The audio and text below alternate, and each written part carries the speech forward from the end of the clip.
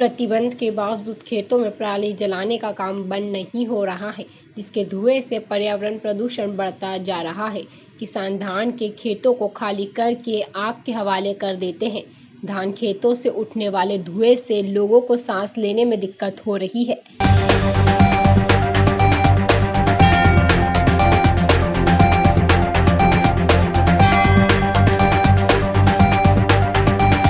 कृषि विभाग के अधिकारियों की माने तो इसके किसानों को जागरूक किया जा रहा है। इन्हें पराली जलाने के बजाय जैविक खाद बनाने के लिए प्रेरित किया जा रहा है। कुछ वर्ष पहले तक जिले के किसान पराली नहीं जलाते थे, लेकिन हाल के वर्षों में कई किसान इसे कर रहे हैं, जबकि गेहूं और धान की पराली जलाने पर पूरी तरह से प्रतिबंध लगा रखा है। कोई किसान पराली जलाता है तो उसके खिलाफ रिपोर्ट दर्ज कराकर कार्रवाई का प्रावधान है।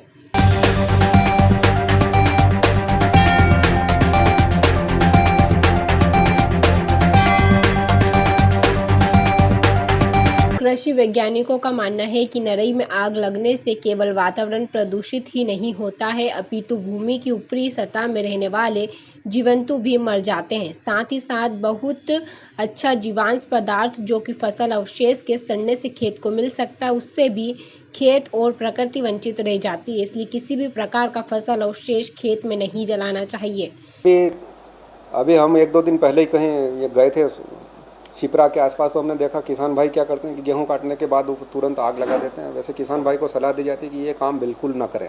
ये बिल्कुल पर्यावरण प्रदूषण तो होता ही होता है, लेकिन किसान भाई को ये आइडिया नहीं होगा कि जो आप जला रहे हैं उसमें ह्यूमस पाया जाता है। वो ज़मीन के 1 और 2 इंच लेयर के ऊपर जो माइक्रो ऑर्गेनिज्म होते हैं, जो हमारे लिए सिम्बायोसिस यानी कि मित्रता का काम करते हैं, जो जीवाणु वो हमारे खेत में खाद बढ़ाने का काम करते हैं, वो ये पराली जलाने से क्या होता है कि टेम्परेचर एकदम बढ़ जाता है और जो 1 और 2 इंच के नीचे जो हमारे जीवित सूक्ष्म पोषक तत्व रहते हैं वो नष्ट हो जाते हैं, जिससे हमारी आने वाली फसल को बहुत नुकसान होता है और पर्यावरण प्रदूषण होता है। तो किसान भाई को सलाह देंगे कि ये जो पराली जलाने वाला कार्यक्रम है ये बिल्कुल ना करे, भूल के भी नहीं करे। ये हमारे लिए कहीं से कहीं तक फायदे में नहीं। किसान के फायदे से अगर हम देखें तो उस पराली को अगर थोड़ा बहुत अगर आपके पास पानी है तो उसकी पानी का स्प्रे करके उसको जुताई करके ज़मीन में डाल दें तो वो इससे सड़ गल जाएगा। और एक अभी हमने देखा है कि अभी एक दिल्ली में प्रयोग किया गया, दिल्ली और पंजाब में एक रसायन निकल गया। अगर उस रसायन का स्प्रे कर देते हैं तो ये 15 दिन में इस कूड़े और कचरे को सड़ा देगा, जिससे हमारी ज़मीन के अंदर ह्यूमस, जिसको हम कहते हैं ऑर्गेनिक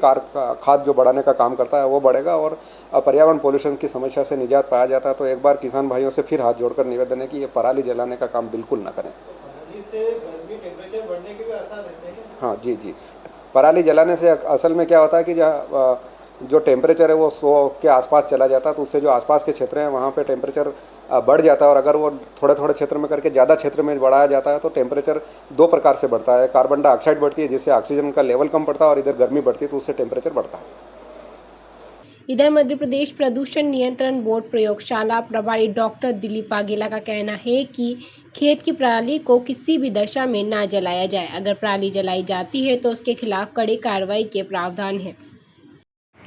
विगत कुछ दिनों से जब फसलें कटना शुरू हुई हैं, उसके बाद से खेतों में जो अपशिष्ट शेष रह जाता है, जिसे हम पराली कहते हैं या नरवाई कहते हैं, ये किसानों के द्वारा उसमें आग लगा दी जाती है, जलाई जा रही है। कई दिनों से देखने में आ रहा है कि इंदौर शहर का प्रदूषण का स्तर भी बढ़ रहा है, क्योंकि जब इंदौर के आसपास के गाँव में पराली जलाई जाती है तो उससे उसके जो महीन कण हैं, कार्बन के पार्टिकल्स हैं, वो सभी दूर हवा में फैलते हैं और ये पूरे इंदौर शहर में सभी दूर फैलने की स्थिति देखी जा रही है, जिसके कारण इंदौर शहर में प्रदूषण का स्तर कई बार पुअर और ख़तरनाक स्थिति में भी पहुंच रहा है। यह हमारे स्वास्थ्य के लिए बहुत हानिकारक है। नरवाई जलाने से या पराली जलाने से जो कार्बन पार्टिकल्स उड़ते हैं ये हमारे सांस के द्वारा शरीर के अंदर जाते हैं, फेफड़ों में जमा होते हैं।